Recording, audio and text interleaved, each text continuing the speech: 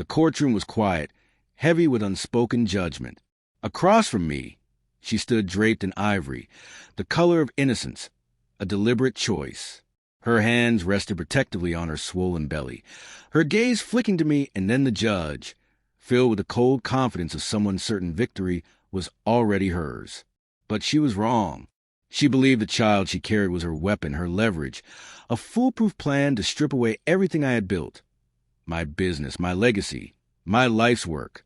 What she didn't account for was one crucial detail. I wasn't the man she thought I was. She assumed love made me blind. She had no idea that while she played a game, I was preparing for war. 7 years ago, we met at a rooftop mixer downtown. I was grinding to build an empire, fueled by ambition and bitter coffee. She was polished, magnetic, already crafting a persona the world would adore. Together, we looked unstoppable, driven, passionate, untouchable. But while I built with sweat and sacrifice, she curated with charm and convenience. She told me she admired my discipline, loved my vision, loved me, but what she truly loved was life itself, not the man who created it. The cracks didn't appear all at once. At first, it was a fleeting message that vanished too quickly. Then came vague weekend trips, unfamiliar friends, timelines that frayed under scrutiny. I tried to believe her. I told myself that love required trust, that doubt was disloyal. But I wasn't blind. I was patient.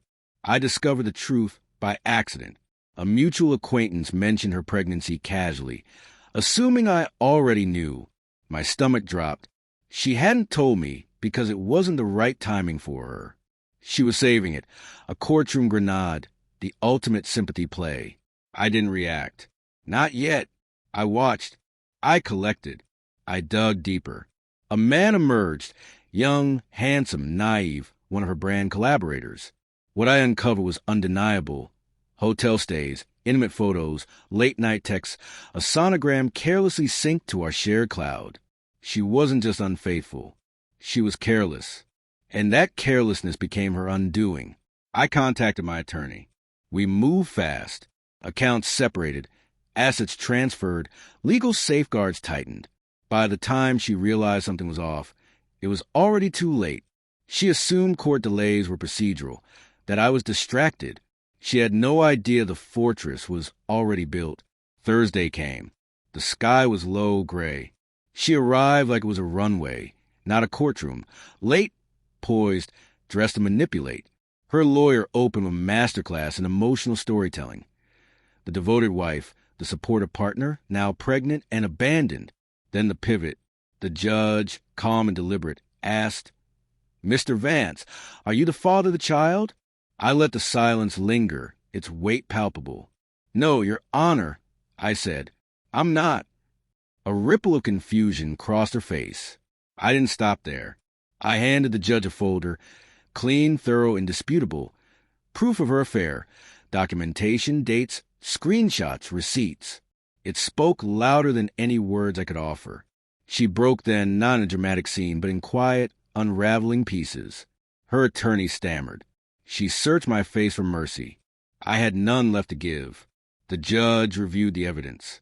With the prenup intact and infidelity confirmed, the verdict was decisive. No alimony, minimal division of assets. The child legally remained her responsibility. She walked out of the courthouse with nothing but the consequences of her choices. It's been 4 months. She still reaches out, angry messages, apologies, sometimes both in the same breath. The other man vanished when money never appeared. I've heard whispers of her financial struggles, her emotional spiral. I don't rejoice in her pain, but I won't shoulder it either. She misjudged me, thought I'd crumble, thought my love for her would become weakness. But love didn't break me. Her betrayal did. And that pain didn't soften me. It sharpened every edge. She struck the match, thinking she'd burn me down.